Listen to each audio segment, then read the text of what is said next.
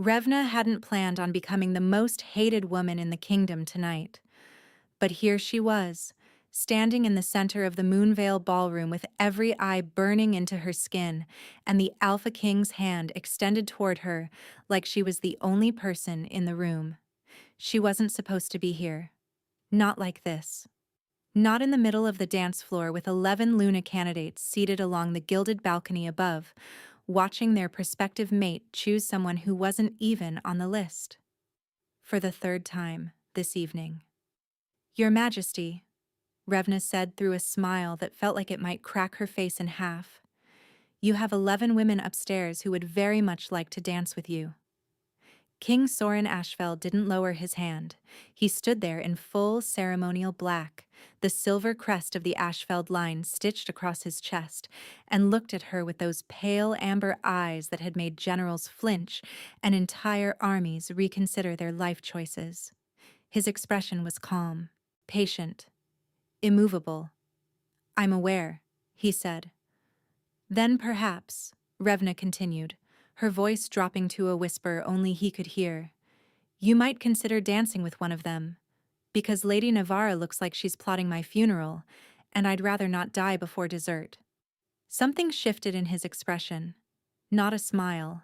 Soren didn't smile in public, but the corner of his mouth moved a fraction of an inch, and that was worse because it meant he found this amusing. And there was absolutely nothing amusing about being publicly selected by the most powerful alpha in existence, while 11 high-born women sharpened their claws overhead. The orchestra held its note, waiting. 300 guests held their breath, waiting. Revna's dignity packed its bags and left. She took his hand. The moment their fingers touched, she felt it. That thing she'd been pretending didn't exist for weeks now. A hum that started where his skin met hers and traveled up her arm, settling somewhere behind her sternum like a second heartbeat. Warm, insistent, deeply, catastrophically inconvenient. Soren pulled her in and the waltz began. He led with the kind of effortless authority that made everything he did look inevitable. His hand settled on the small of her back, broad and warm through the thin fabric of her dress, a dress she hadn't even wanted to wear. She was his beta.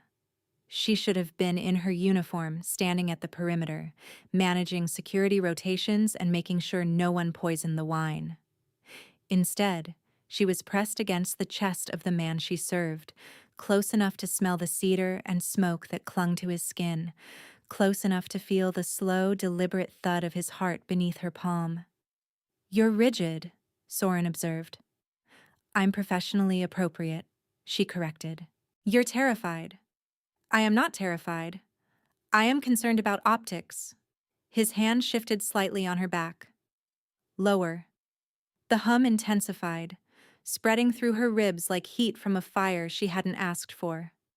"Your optics are fine," he said, his voice a low rumble near her ear. They were not fine. Revna could see Hadric, the captain of the Royal Guard, standing near the east pillar with an expression that said he was either going to laugh or resign. She could see the cluster of court advisors near the banquet table, their heads bent together in urgent conversation. And above them all, on the gilded balcony, 11 women sat in silk and fury. Nyavara Thorne, daughter of the Southern Vale Alpha and the unspoken favorite for Luna, had her fingers wrapped around the balcony rail so tightly the wood was groaning. Her smile was perfect. Her eyes were homicidal. The waltz ended. Revna stepped back immediately, putting a full arm's length between them. "Thank you, Your Majesty," she said, loud enough for the room to hear. "I trust your next dance will be with one of your honored candidates." Soren looked at her for a moment too long. Then he turned and walked toward the balcony stairs, and Revna exhaled for the first time in 4 minutes. She made it to the corridor before her legs started shaking. She pressed her back against the cool stone wall and closed her eyes. Her hand was still tingling where he'd held it. Her back still burned where his palm had rested. 3 dances. He'd chosen her 3 times. In front of the entire court. in front of the candidates, in front of everyone who mattered in this kingdom. And she had no idea why. She was his beta, his strategist, his right hand in council and on the battlefield. She was not a candidate, not a contender, not even a possibility. She was the woman who organized his war campaigns and scheduled his meetings and stood 2 steps behind his left shoulder at every public function. She was not the woman the Alpha King danced with. Except, apparently, she was. Footsteps echoed down the corridor. Revna opened her eyes. Hadric rounded the corner, his expression somewhere between amusement and genuine alarm. 3 dances, he said. I'm aware. In front of 11 candidates. I was there, Hadric. He leaned against the opposite wall and crossed his arms. Lady Navarra cornered me on the way out. Asked if the king was making some kind of political statement. Revna groaned. What did you tell her? That I'd look into it. Then I came to find you. He paused. Revna, what's going on? I don't know, she said, and the worst part was that she meant it. Hadric studied her for a long moment. The selection lasts 6 more weeks, he said. If he keeps this up, those women won't just be plotting your funeral. They'll be fighting over who gets to sharpen the blade. Revna pressed her palms against the cold stone and took a steadying breath. 6 more weeks. She was not going to survive this. 2 months earlier, Revna Caldris had been exactly where she belonged. She'd stood at the king's left shoulder during the Treaty of Grey Hollow, her posture straight, her uniform spotless, her expression set in the carefully neutral mask she'd perfected over 6 years of service. She'd spent the morning reviewing border intelligence reports, the afternoon drilling the eastern garrison, and the evening briefing Sorin on a suspected smuggling route through the Velmara Pass. It was precise, efficient, comfortable in the way that a well-fitted sword belt was comfortable, not luxurious, but reliable. Revna had worked for every thread of that comfort, found on the castle steps as an infant, no name pinned to the blanket, no note, no explanation. She'd been raised as a ward of the Ashfeld Pack. She'd grown up in the military barracks, not because anyone had put her there, but because no one had told her she couldn't stay. She'd trained with the guard recruits, outpaced most of them by 14, and earned her commission at 19.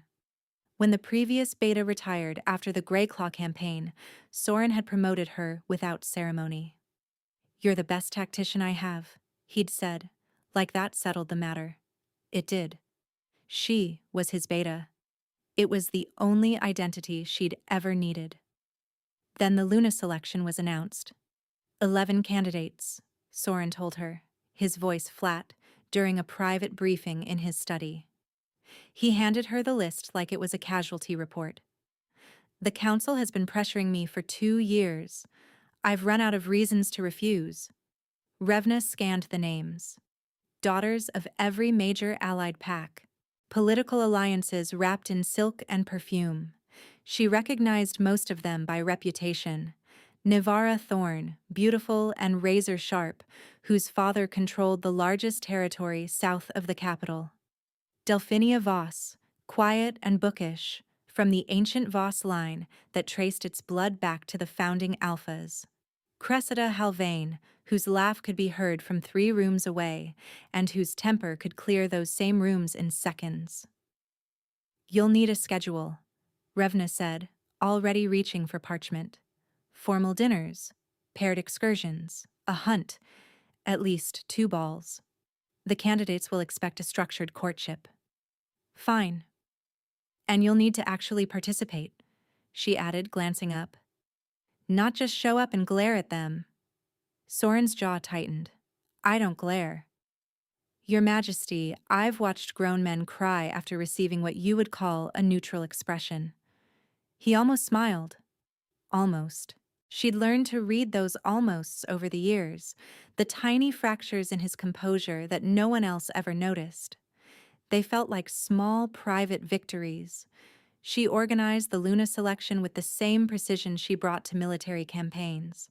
Schedules, seating arrangements, security details, dietary requirements, room assignments, protocols for formal address, protocols for informal address, a 12-page document on appropriate courtship etiquette that she was fairly certain no one read. The candidates arrived over the course of a week. Revna greeted each one at the gates, escorted them to their quarters, and briefed them on palace customs. She was efficient and warm and entirely professional. Nevara Thorne arrived last, stepping from her carriage with the kind of practiced grace that suggested she'd rehearsed the moment. She was stunning. Golden brown skin, dark eyes that missed nothing, and a smile that managed to be both inviting and territorial. "So you're the famous Beta," Nevara said, looking Revna up and down. "You're smaller than I expected." "Most people are, next to the king," Revna replied evenly. Nevara's smile sharpened. "I suppose that's true." The first formal dinner was flawless. Revna had positioned herself at the far end of the hall, clipboard in hand, monitoring the flow of courses and conversation from a comfortable distance. Soren sat at the head of the table, flanked by Nevara and Delphinia, and Revna watched him perform the role of engaged suitor with the stiff determination of a man enduring a root canal. He asked polite questions. He nodded at appropriate intervals. He complimented the wine. He did not glare, which Revna considered a personal triumph. Then, during the second course, a servant dropped a tureen of soup.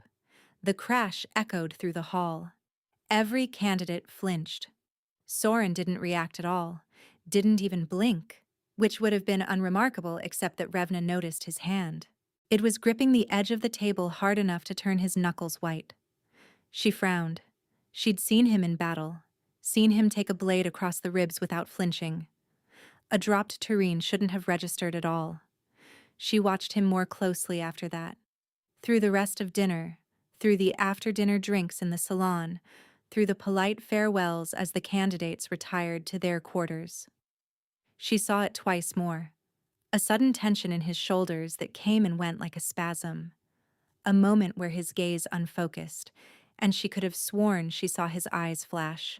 Not the controlled amber of an alpha asserting dominance, but something wilder. Something that looked like it was trying to claw its way out. Both times, it lasted less than a second. Both times, no one else noticed. After the last candidate had been escorted away, Revna approached him in the empty hall. "Are you all right?" she asked. Soren looked at her, and for just a moment the mask slipped. She saw exhaustion so deep it looked like grief. Then it was gone, sealed behind amber eyes and iron control.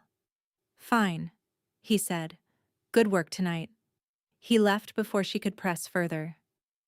Revna stood alone in the empty dining hall, surrounded by the remnants of a perfect evening, and felt the first cold thread of worry wind through her chest. Something was wrong with the king, and he had no intention of telling her what it was. The first ball was where it started. Revna had planned every detail.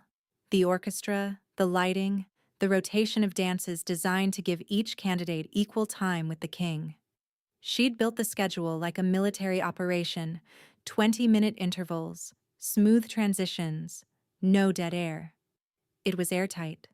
Soren dismantled it in under an hour. The first dance went to Nevara, as protocol demanded, the second to Delphinia, the third to Cressida, who laughed too loudly at something he said and nearly stepped on his foot. All according to plan. The fourth dance was supposed to go to Lady Yvonne Marchall, a shy, dark-haired woman from the coastal packs who had been fidgeting with her gloves all evening. Instead, Soren crossed the ballroom floor, walked past Yvonne without a glance, and stopped in front of Revna. She'd been standing near the east pillar, clipboard in hand, reviewing the next rotation. "Dance with me," he said. It was not a question. "Your Majesty," Revna whispered urgently, "Lady Yvonne is next on the—" "I know who's next." She searched his face for an explanation, found nothing. His expression was locked down tight, but his breathing was slightly too fast, and when she looked at his hands, they were trembling. Something was wrong. She took his hand. The trembling stopped the instant their fingers connected. She felt it again. That hum, low and warm, vibrating through the point of contact like a tuning fork struck against bone. His breathing slowed. The rigid set of his shoulders eased by a fraction. "Better," he murmured, so quietly she almost missed it. "Better?" she repeated. "What do you mean, better?" But the orchestra started, and he pulled her into the waltz, and the question dissolved into movement. That was the first time. The second came 3 days later during the hunt. The candidates rode out in formation, dressed in riding leathers and competitive smiles. Revna rode at the rear of the column, managing the beaters and tracking the weather. She was not participating in the hunt. She was logistics. Halfway through the morning, Soren's horse appeared beside hers. "Ride with me," he said. "I'm coordinating the western flank." "Heydrich can manage it." "Heydrich doesn't know the terrain." "Heydrich has a map." Revna opened her mouth to argue, then stopped. Because she could see it again. That flicker in his eyes. The amber brightening, sharpening. The pupil contracting to a slit for just a heartbeat before snapping back to normal. She rode with him. They didn't speak. But she noticed that his grip on the reins loosened, and the hard line of his jaw softened, and whatever had been clawing at him from the inside seemed to go quiet. The third time was the night of the candidate dinner, the one she'd been describing at the start, when he'd chosen her to dance 3 times in a single evening while 11 women watched from the balcony. After that night, the whispers became a roar. "The king favors his beta," the court murmured. "An orphan, a soldier, over 11 highborn daughters." Nivara confronted her the following morning. Revna was crossing the courtyard when the other woman stepped into her path, flanked by 2 of the other candidates like an honor guard. "I need to understand something," Nivara said, her voice pleasant, her eyes anything but. "Are you pursuing the king?" "No," Revna said immediately. "Then why does he keep choosing you?" "I don't know." Nivara studied her for a long moment. "I'll be honest with you, Beta. I've spent 3 years preparing for this selection. My father has invested considerable political capital. The Southern Vale Alliance depends on this union." She leaned closer. "If you're positioning yourself as competition, tell me now, and we can handle this cleanly." "I'm not competition," Revna said. "I'm his beta." "Then act like it," Nivara replied. "Keep your distance." She walked away, and Revna stood in the courtyard feeling like she'd just been outmaneuvered in a battle she hadn't known she was fighting. That evening, Revna did something she'd never done in 6 years of service. She went to Soren's study uninvited. He was standing by the window when she entered, his back to her, one hand braced against the frame. The last light of sunset carved his silhouette in bronze and shadow. "We need to talk," she said, closing the door behind her. "About the selection? About why you keep choosing me over your candidates." He didn't turn around. "You're reading too much into it." 3 dances, Soren." She used his name deliberately. She almost never did. "In front of the entire court, in front of Nivara, who is already measuring me for a burial shroud. I need an explanation." He turned then, and the light from the window caught his face at an angle that made her breath stall. He looked worse than he had 2 weeks ago. The hollows beneath his eyes had deepened. His skin had taken on a grayish undertone that no amount of ceremony and composure could hide. "You look terrible," she said before she could stop herself. "Thank you." "I'm serious. You look ill." He moved away from the window and she saw it. The tremor in his hand. Not the subtle vibration from the ballroom. This was worse. A visible shake that he tried to hide by curling his fingers into a fist. "Soren," she said, and her voice softened without her permission. "What's happening to you?" For a long, suspended moment, he said nothing. Then his eyes flashed. Not the brief flicker she'd seen before. A full blazing shift, amber erupting to molten gold, the pupil stretching and warping, and something behind those eyes that was not entirely him surging forward. His lips pulled back from his teeth. A sound tore from his chest, low and raw and animal, and he slammed both hands against the desk so hard the wood cracked down the center. Revna didn't flinch. She didn't run. She stepped forward. "Don't!" he snarled, and the voice that came out of him was layered, his voice and something deeper, something older and hungrier underneath. She stopped. Watched him fight it. Watched the gold recede, the trembling worsen, the sweat break across his temples as he wrestled whatever lived inside him back into its cage. It took 90 seconds. When it was over, he was gripping the ruined desk, his head bowed, breathing like he'd just sprinted a mile. "How long?" Revna asked quietly. He didn't answer. "How long, Soren?" "Since the Fenmark campaign," he said, his voice scraped raw. 14 months. Revna's blood went cold. 14 months. He'd been hiding this for 14 months. "Get out," he said, still not looking at her. "No." His head snapped up. "That wasn't a request, Beta. And that wasn't your wolf talking, so I'm staying." She held his gaze, her heart hammering so hard it hurt. "You owe me the truth." The silence that followed lasted an eternity. Then he said very quietly, "Not tonight. Tomorrow. I'll tell you tomorrow." It sounded like a confession and a surrender all at once. Revna nodded.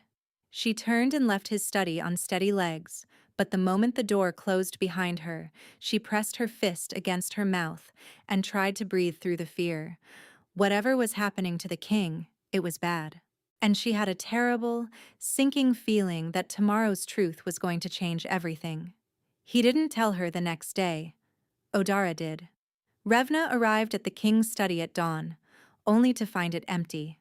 A guard redirected her to the healer's tower, a narrow stone building at the eastern edge of the palace grounds that smelled of dried herbs and old remedies. She'd been there once before, years ago, for a dislocated shoulder. Odara Ven was waiting for her inside. The royal healer was a tall, angular woman in her 60s, with silver-streaked hair pulled into a severe knot and eyes that could perform surgery without a blade. She'd served 3 generations of Ashfeld Alphas and, by all accounts, was the only person in the kingdom who could tell the king to sit down and have him actually do it. "Close the door," Odara said, without looking up from the tonic she was measuring. "Sit." Revna closed the door. She did not sit. "He sent you," Revna said. "He gave me permission to speak on his behalf."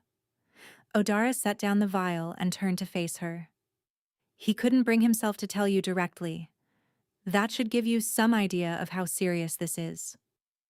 Revna's stomach tightened. "Tell me." Odara gestured to the chair again. This time, Revna sat.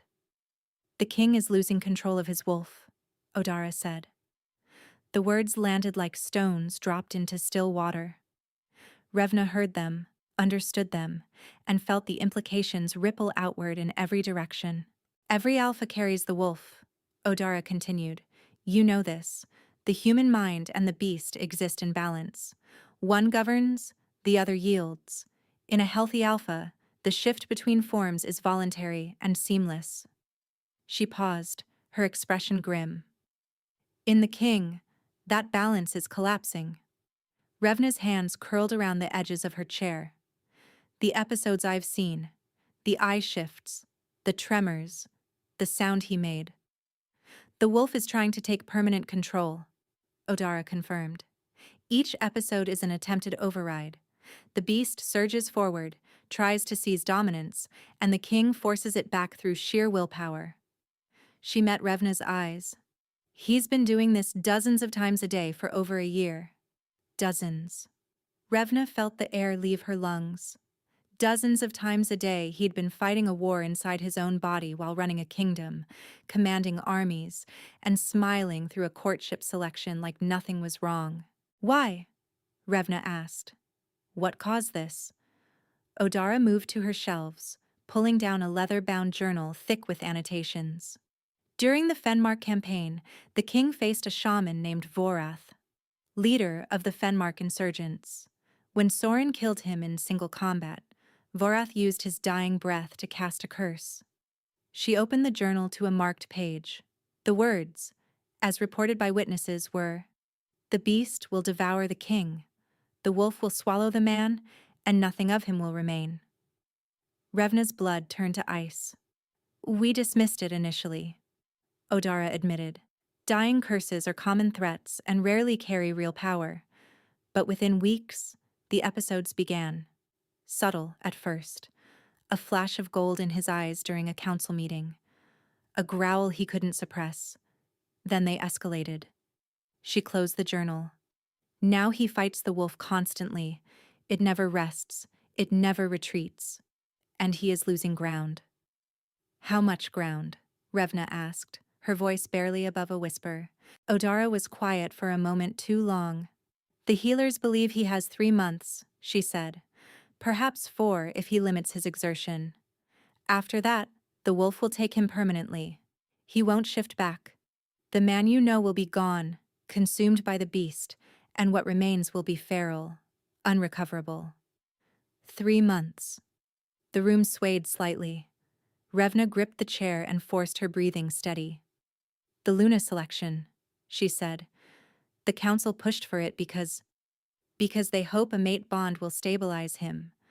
A true Luna, bonded to the alpha, could theoretically anchor the human side, give him something the wolf can't override." Odara's tone was clinical, but her eyes were not. "That's why the selection is happening now. Not next year. Not when the political conditions are favorable. Now. Because there may not be a later." Revna processed this in silence. The courtship she'd organized so meticulously wasn't a political exercise. It was a medical intervention. 11 women, paraded through ballrooms and hunts and formal dinners, auditioned not for a throne, but for the role of living anchor to a man being eaten alive from the inside. "But he's not choosing any of them," Revna said slowly. "He keeps choosing me." Odara set down the journal and looked at her with an expression Revna couldn't quite decipher. "Yes," the healer said. "He does." "Why?" "Because you're the only one who quiets it." The words fell into the silence like a blade. "I've monitored him closely," Odara continued. "During every ball, every dinner, every public event, his episodes spike in frequency when the candidates are near. Some of them actually make it worse, particularly the more dominant personalities. His wolf perceives them as threats, rivals, and fights harder to surface." She paused. "But when you're close to him, the episodes stop." Revna stared at her. "That's not possible." "And yet it's happening. Physical contact accelerates the effect. When he dances with you, when he touches you, his wolf goes dormant. Not suppressed, not forced down. Dormant. Calm. Like it recognizes you as something safe." Revna's mind raced. The hum she felt when they touched. The way his trembling stopped the instant their fingers connected. The way his breathing slowed, his shoulders dropped, his eyes stayed amber instead of erupting gold. "That's why he keeps choosing me," she whispered. "It's not favoritism. It's survival." "Yes," Odara said simply. A knot of something complicated twisted in Revna's chest. Relief that there was an explanation. And beneath it, a sharp, unexpected sting of disappointment that she immediately hated herself for feeling. He wasn't choosing her because he wanted her. He was choosing her because she was medicine. "Does he know?" Revna asked. "Does he understand why I help?" "He understands the effect. He doesn't understand the mechanism." Odara's gaze sharpened. "Neither do I, if I'm being honest. A beta shouldn't be able to do this. The calming effect you produce is consistent with a mate bond, not a beta's bond. The implication hung in the air, heavy and unspoken. That's not, Revna started. I'm not making claims, Odara interrupted smoothly. I'm stating observations. Whatever the cause, the fact remains. You are the only thing standing between the king and permanent feral transformation, and he knows it. She folded her arms. Which is why he's asked me to make you a proposal? Revna tensed. What kind of proposal? He wants you present at all selection events. Not as beta, as a participant. Absolutely not. Not as a candidate, Odara clarified. As a safeguard. You'd attend every function, stay close enough to intervene if an episode begins, and maintain physical proximity when needed. She held up a hand to forestall the objection already forming on Revna's lips. He's asking, not ordering. He specifically said you have the right to refuse. And if I refuse? Revna asked. Odara looked at her steadily. Then we continue searching for another solution, and we hope we find one before the 3 months are up. The silence that followed was the loudest thing Revna had ever heard. She thought about the crack in his desk, the sound that had torn from his chest, the way his eyes had blazed gold, and something that was not Soren had looked out at her through them. 3 months. I'll do it, she said. Odara nodded, something softening in her expression. There is one more thing, the healer added. Revna braced herself. The closer you stay to him, the more the effect deepens. But proximity of this kind, sustained, intimate, it will change things between you. It has to. You can't spend every evening beside a man, calming the beast inside him with your presence, and remain unaffected. Odara's voice gentled in a way that felt almost like a warning. Be careful with yourself, Revna. The king's wolf may recognize you. That doesn't mean the king himself knows what to do with that. Revna stood, her legs steadier than they had any right to be, and walked toward the door. She paused with her hand on the frame. Odara, does the wolf ever speak? When it surges forward, does it have thoughts?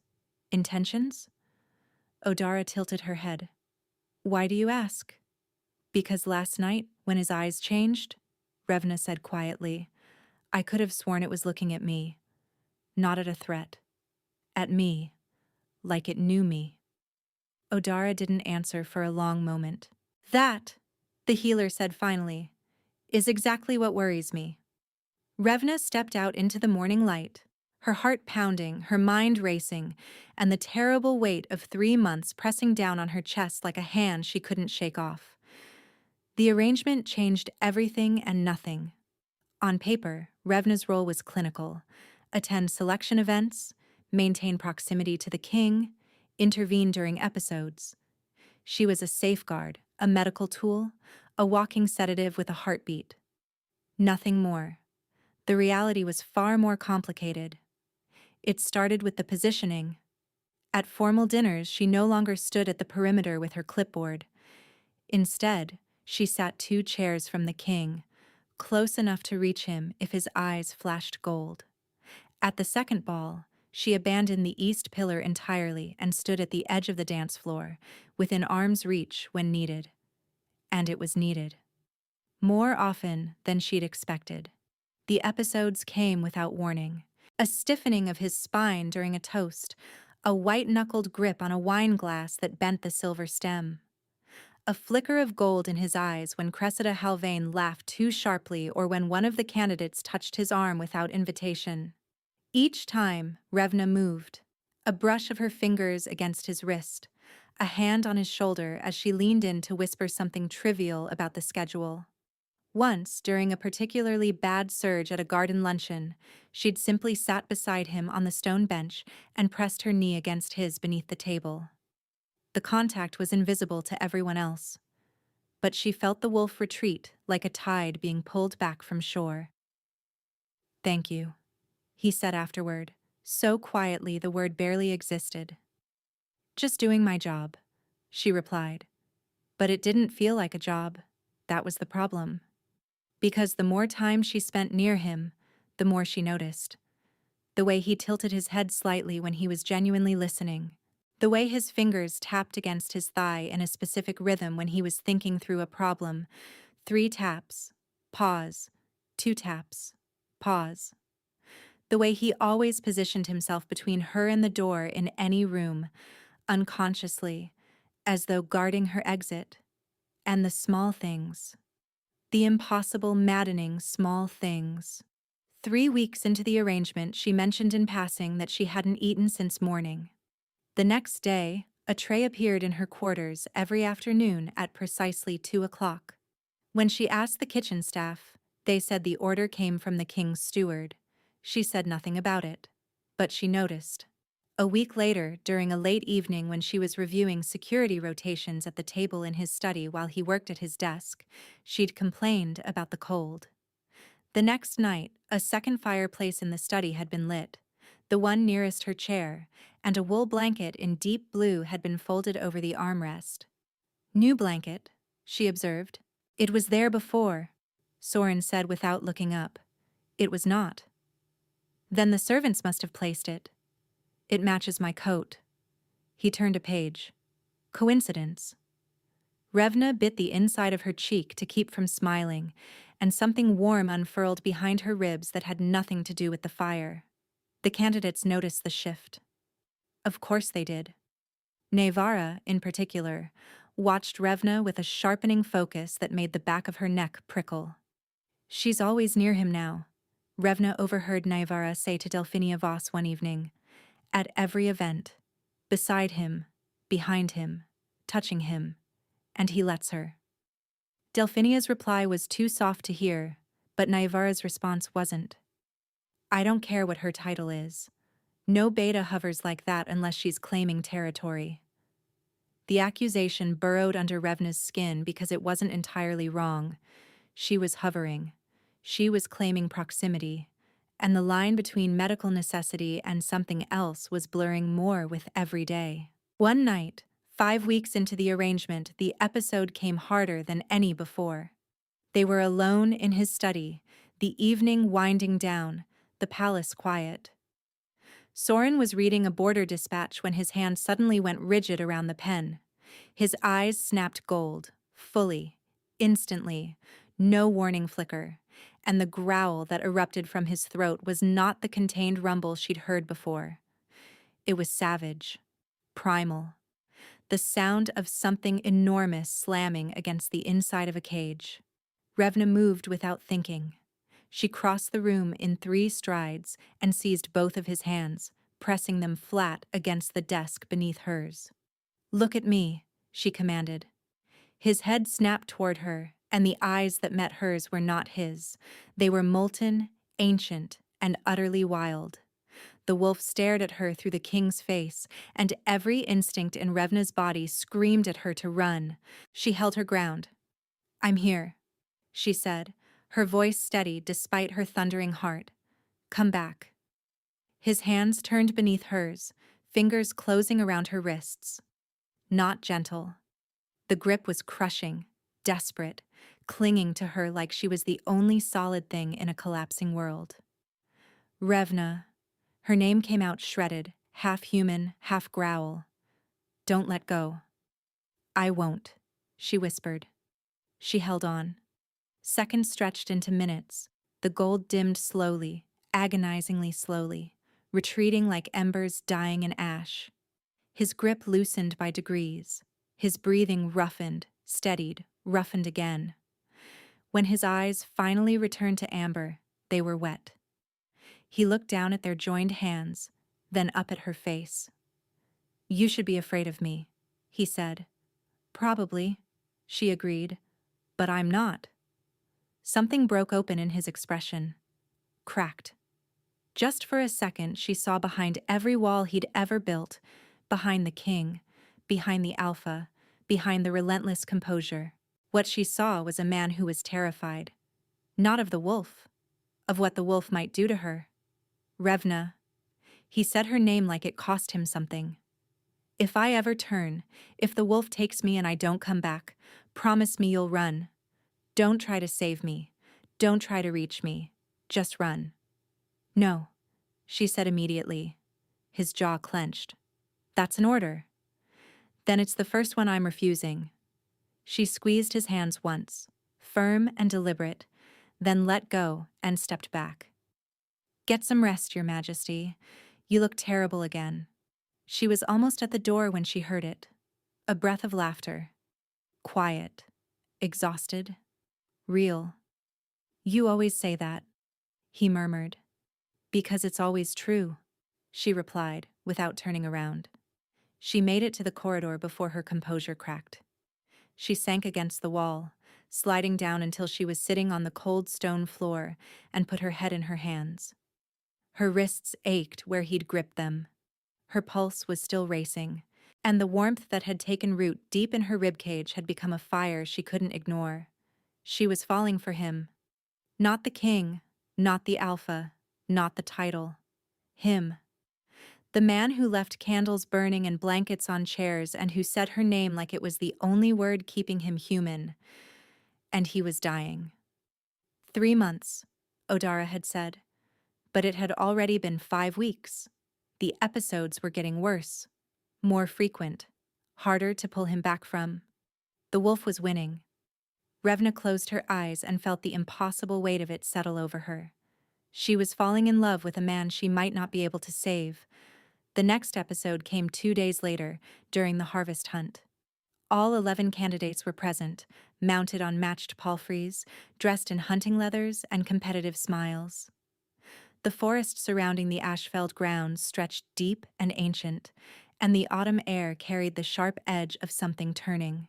Revna rode at the king's flank, ignoring the pointed looks from the candidates.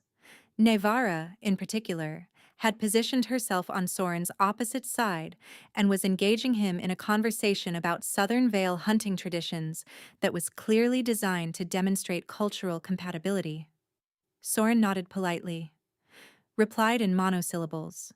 His gaze kept drifting toward the tree line in a way that made Revna's instincts prickle. Then his horse stopped. Not slowed. Stopped. The animal planted its hooves and refused to move, ears flat, nostrils flared. It could feel what Revna couldn't yet see. Soren's hands locked on the reins. His spine went rigid. The gold flooded his eyes so fast it was like watching amber ignite, and the sound that tore from his chest sent every horse in the column into a panicked sidestep. "Everyone back!" Revna shouted, wheeling her mount around. "Give him space! Now!" The candidates scattered. Nevara's horse reared. Guards surged forward, and Revna threw her arm out to stop them. "Don't touch him," she ordered. "Nobody touches him." She swung down from her saddle and approached on foot, her hands raised, her heart slamming against her ribs. Soren had dismounted, or rather, fallen. He was on his knees in the moss, his body convulsing, his fingers digging into the earth so hard she could see soil packing beneath his nails. The wolf was surging harder than she'd ever seen. His face was contorting, bones shifting beneath the skin, the jaw lengthening for a sickening second before snapping back. He was fighting it. She could see the veins standing out in his neck, the muscles locked in rigid resistance, the absolute desperation of a man holding a door shut against something monstrous. "Soren," she said, dropping to her knees in front of him. "I'm here. Focus on me." She grabbed his hands. The world vanished. One moment she was kneeling in a sunlit forest. The next, she was somewhere else entirely. The air hit her first, scorching and dry, tasting of smoke and iron. The sky above was the color of a bruise, purple-black and seething, and the ground beneath her feet was cracked earth that radiated heat like a furnace. Revna stood in a landscape of fire and ruin.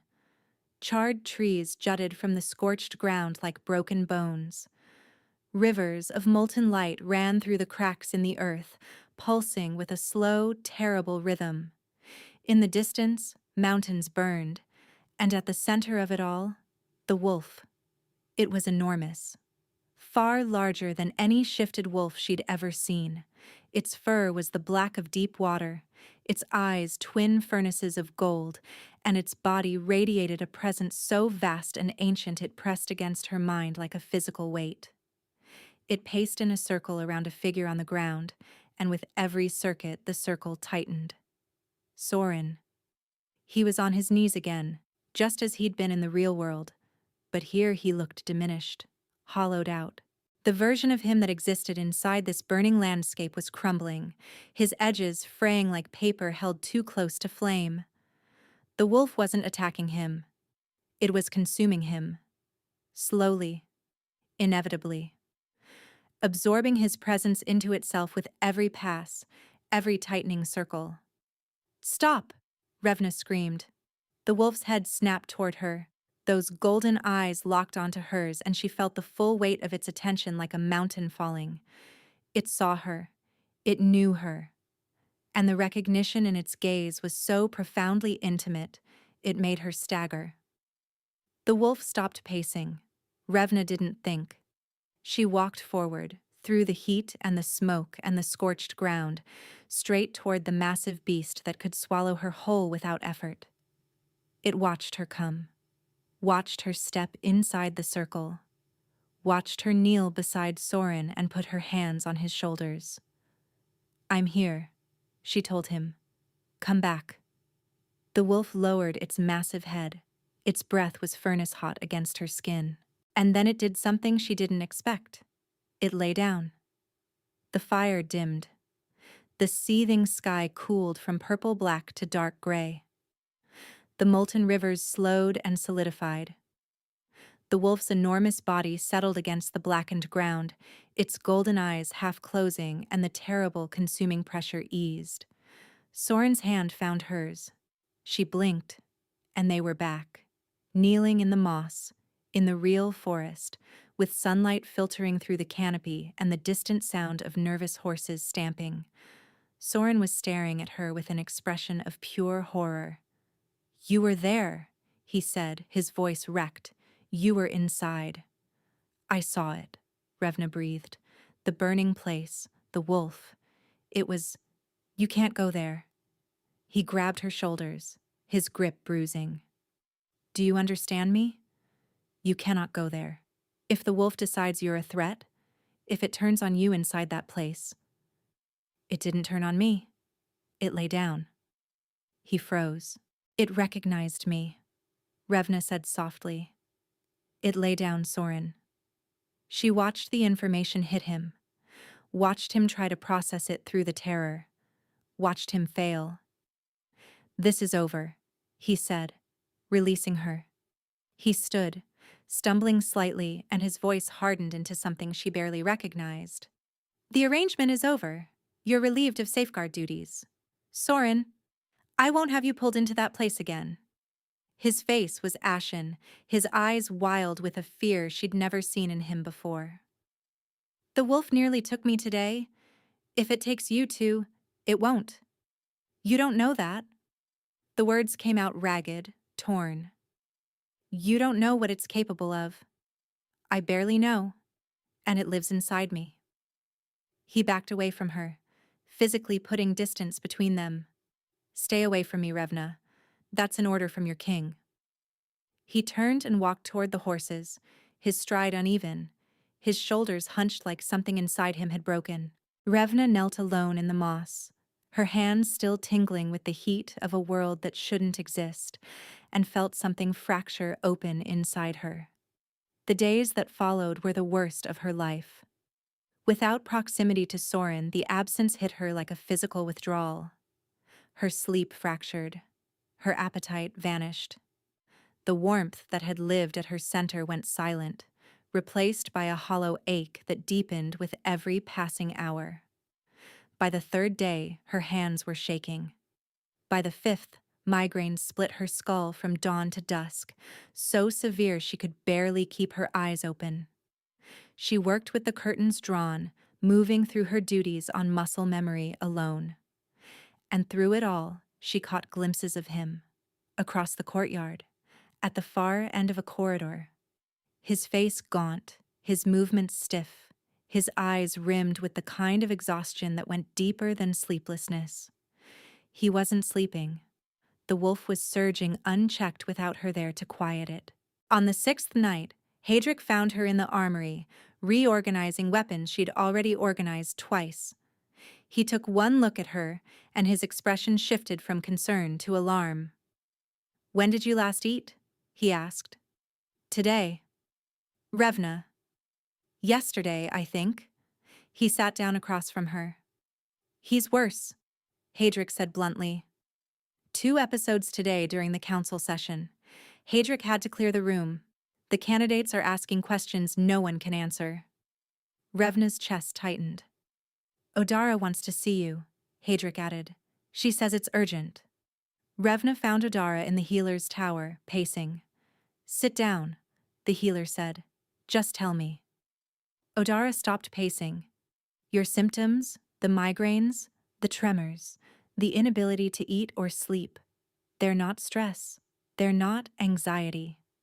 Revna waited. "It's a bond severance response," Odara said. "Your body is reacting to the forced separation from the king because you've already begun forming a mate bond with him. Incomplete, unconscious, but real." She paused, letting the words land.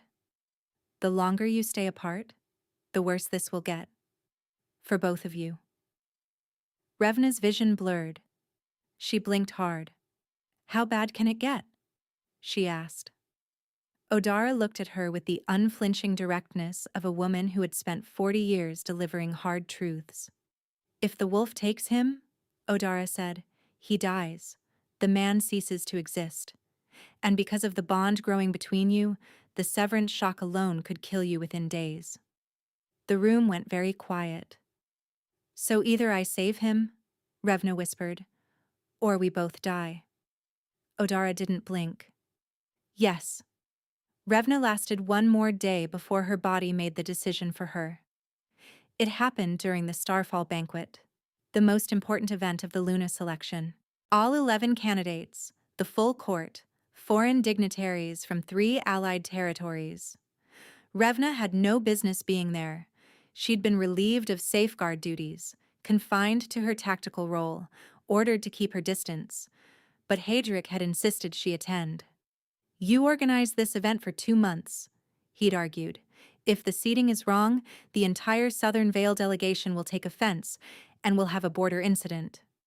So she stood at the edge of the Great Hall in her dress uniform, clipboard clutched against her body, and tried to ignore the fact that every cell in her being was screaming to cross the room to the man sitting at the head of the table.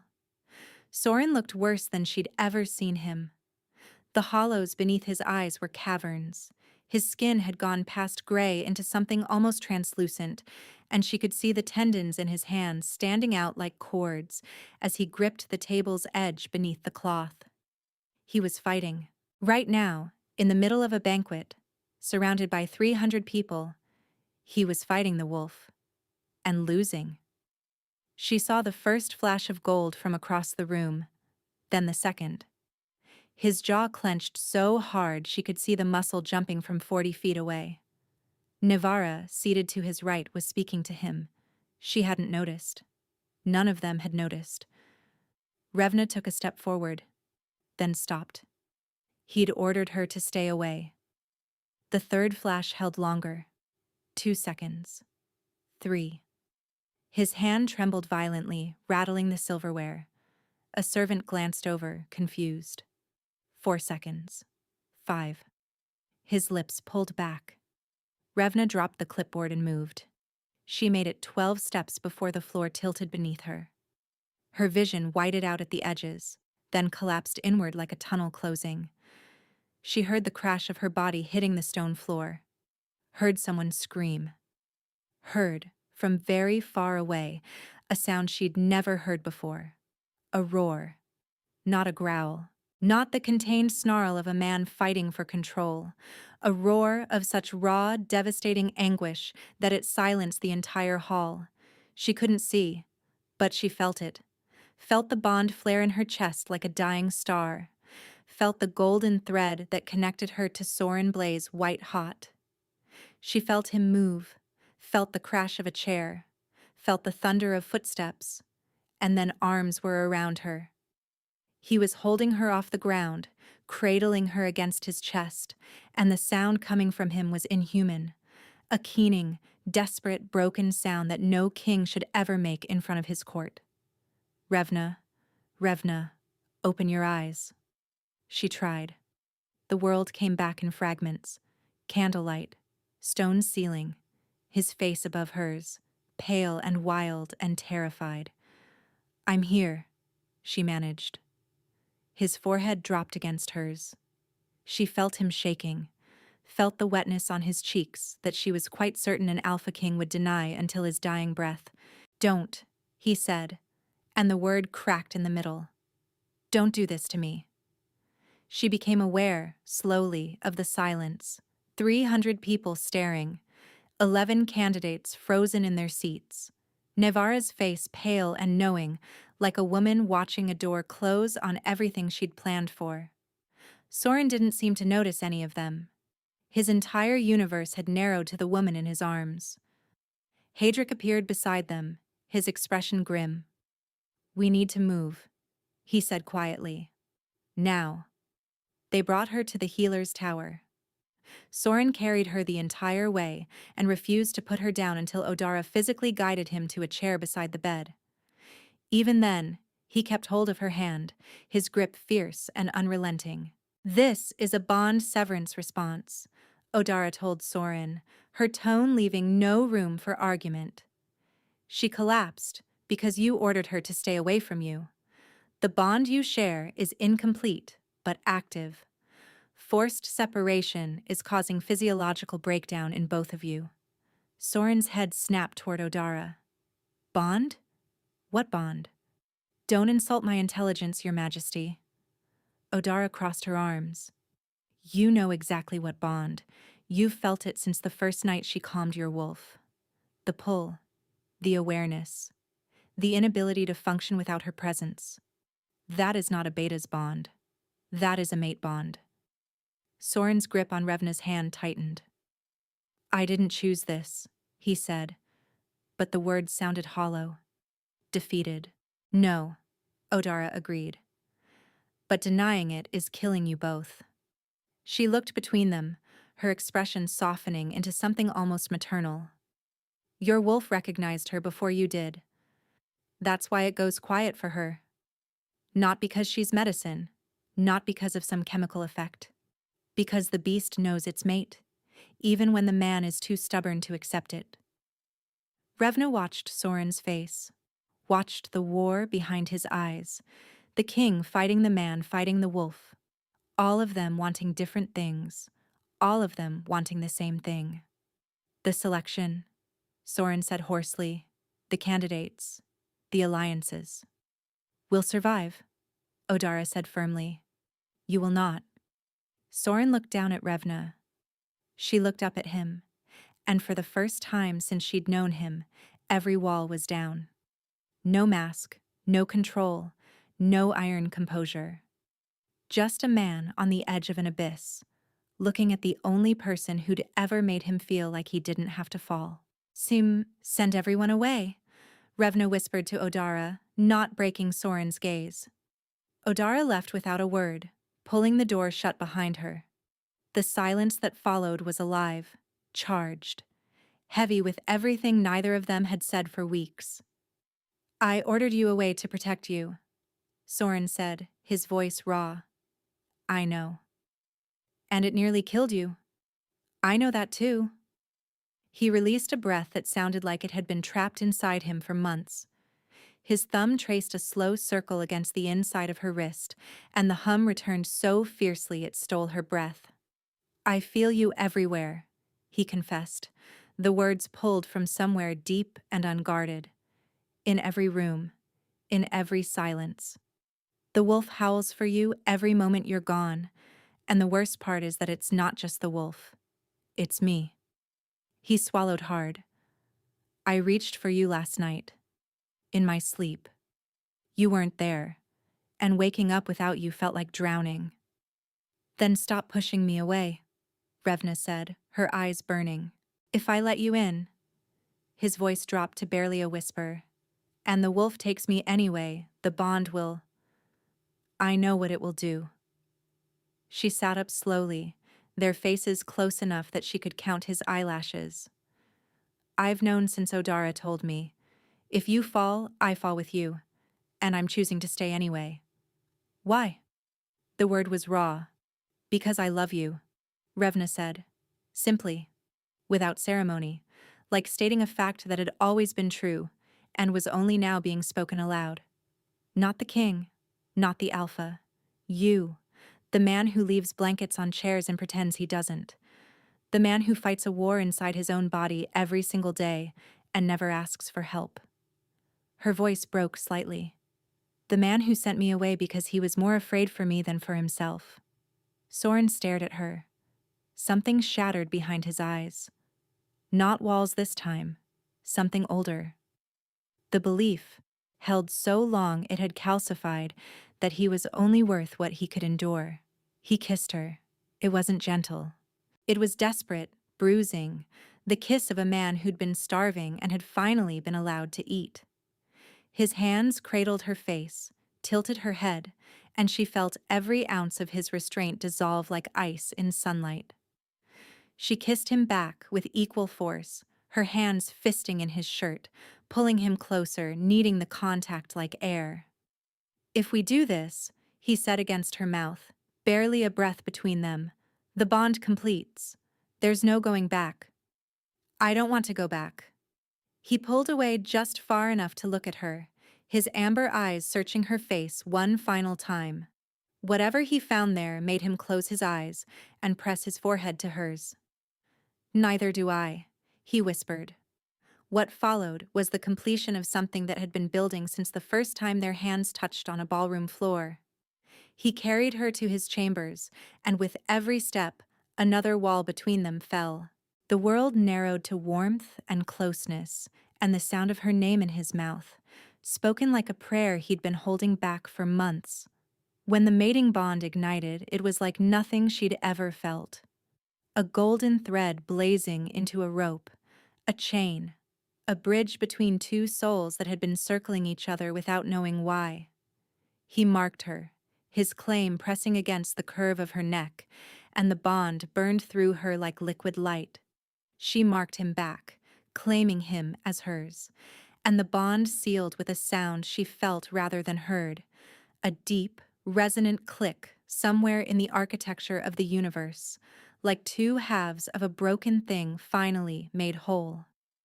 They lay tangled together afterward, breathless and shaking and raw. His arms were wrapped around her so tightly she could feel every heartbeat. His face was buried in her hair, and for the first time in 14 months, his body was utterly, completely still. No tremors, no tension, no wolf clawing at the edges. Peace. Revna pressed her lips to his chest, feeling the steady rhythm of his heart, and let the warmth of the completed bond flood through her. She closed her eyes and opened them inside the burning world. The burning world was worse this time. The sky had deepened from bruised purple to a seething black that boiled overhead like a living thing. The fractured ground radiated heat so intense, Revna could feel it through the soles of her feet, and the molten rivers had widened into channels of liquid fire that carved the landscape into a maze of shrinking islands. Everything was collapsing inward, tightening. The world itself was contracting like a fist closing around something it intended to crush. "Soren!" Revna shouted, and her voice was swallowed by the roar of the fire and the groan of the earth splitting beneath her. She found him at the center. He was standing this time, not kneeling, and the wolf stood beside him. Both of them faced outward, toward the ring of figures that surrounded them on every side. Not ghosts, memories. Hundreds of them, pressed together in a wall of accusation, their faces lit by the glow of the molten rivers. Soldiers in scorched armor, civilians with hollow eyes, children clutching at parents who couldn't protect them. The dead of the Fenmark campaign, every single one of them, gathered here in the furnace of his guilt.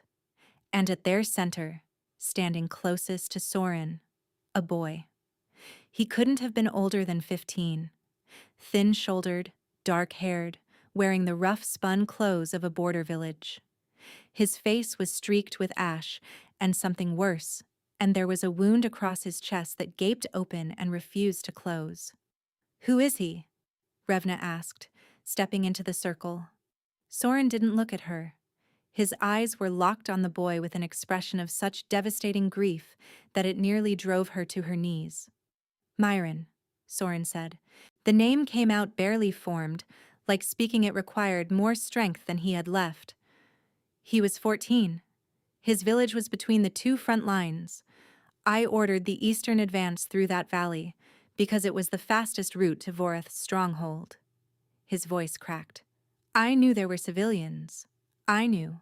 And I ordered the advance anyway, because every hour of delay meant more of my soldiers dying on the northern ridge. The boy watched them with dark, patient eyes. The village was supposed to be evacuated, Soren continued, each word dragged out of him like a blade being pulled from a wound. The scouts confirmed it was clear. But Miran's family hadn't left. His mother was sick. They couldn't move her. When the Fenmark counterattack hit, the village was caught in the crossfire. Revna's throat tightened. "I found him afterward," Soren whispered. "He was still alive. Barely. He looked up at me and asked if the fighting was over, if his mother was safe." A sound escaped him, raw and wrecked. She wasn't. None of them were. The boy stepped forward. When he spoke, his voice was quiet and clear and utterly devastating. "You could have chosen a different path," the boy said. "You could have waited. A better king would have found another way." Revna recognized the pattern instantly. These weren't the boy's words. They were Soren's. The curse had excavated his deepest guilt, given it a face and a voice, and played it back to him every single night for 14 months. The wolf growled beside Soren, low and agonized. Revna looked at the beast and understood something she hadn't before. The wolf wasn't the enemy. It never had been. The wolf was trying to protect him, trying to subsume him, swallow him whole, because if the man ceased to exist, the pain would stop. The beast was offering the only mercy it knew: obliteration, an end to consciousness, an end to guilt. And Soren, buried beneath a mountain of grief he refused to set down, had been letting it. "You think you deserve this," Revna said, and her voice cut through the searing heat like a blade through silk. Soren flinched. "You think every night in this place is payment," she continued, moving toward him. "For Myron, for the village, for every life lost in a war you didn't start but had to finish. You think if you suffer enough, it balances the scales. Doesn't it?" The question came out broken. "No," Revna said fiercely. "It doesn't. Because the scales don't work that way. Your suffering doesn't bring Myron back. It doesn't rebuild his village. It doesn't comfort his mother. All it does is destroy you.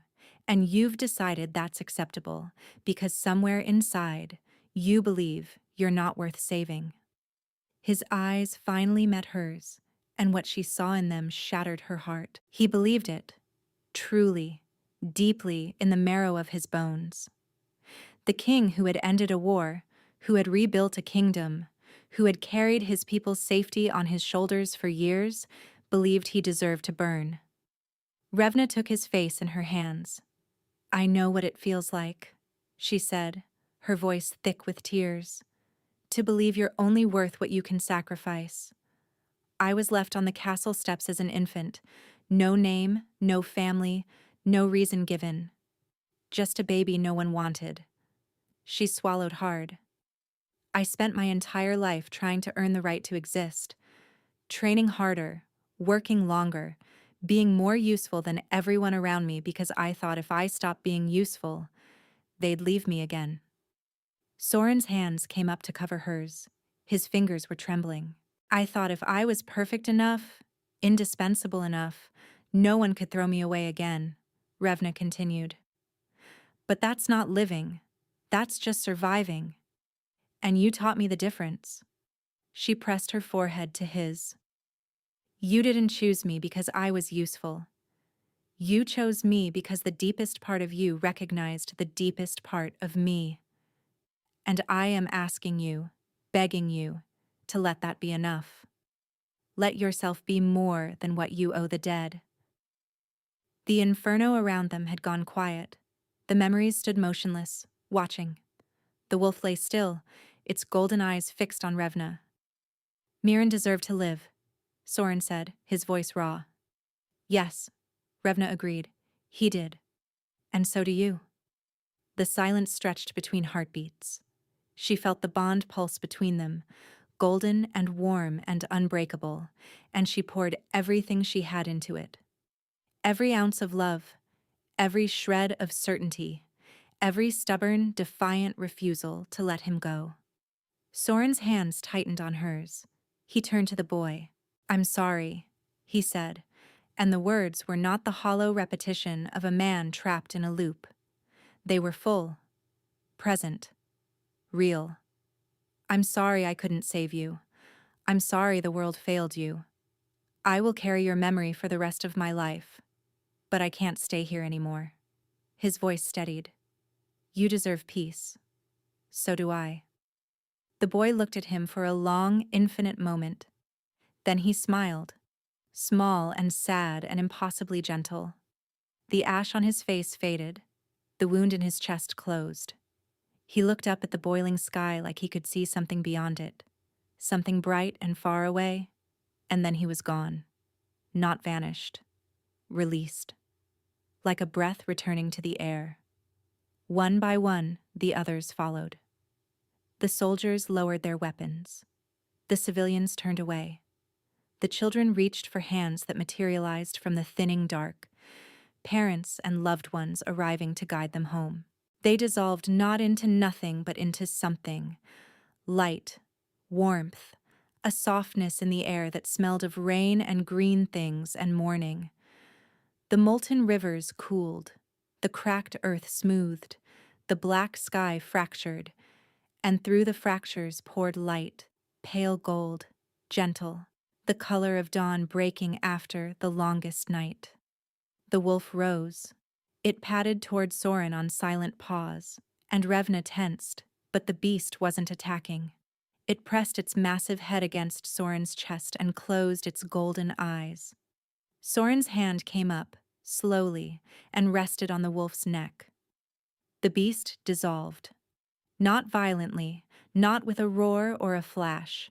It simply sank into him, like water returning to the earth, and the gold of its eyes flowed up through Soren's body until his own eyes blazed amber, bright and steady and whole. Man and wolf, reconciled, not one conquering the other. Both, finally, at peace. The scorched landscape faded around them like a dream surrendering to morning. Revna opened her eyes in Soren's chambers, tangled in his arms, the first pale light of dawn creeping through the curtains. He was awake, looking at her. His eyes were clear, truly clear, for the first time since she'd known him. No flicker of gold at the edges, no shadow of something fighting to surface. Just amber, warm and steady and his. It's gone, he said, and wonder softened every line of his face. The burning, the pressure, it's just quiet. Revna touched his cheek, her fingers tracing the line of his jaw, and felt the bond between them humming like sunlight given sound. Welcome back, she whispered. He pulled her close and buried his face in her hair, and she felt his chest shudder with a breath that might have been a sob, or might have been a laugh, or might have been the sound a man makes when he finally, after 14 months of burning, allows himself to rest. The wolf didn't vanish entirely. That wasn't how healing worked. There were nights when Soren woke sharply, his body rigid, his breath caught somewhere between sleep and memory. Nights when the guilt crept back in the small hours, whispering the old familiar poison that he'd failed, that the dead were still waiting, that peace was something he hadn't earned. But Revna was there, every time.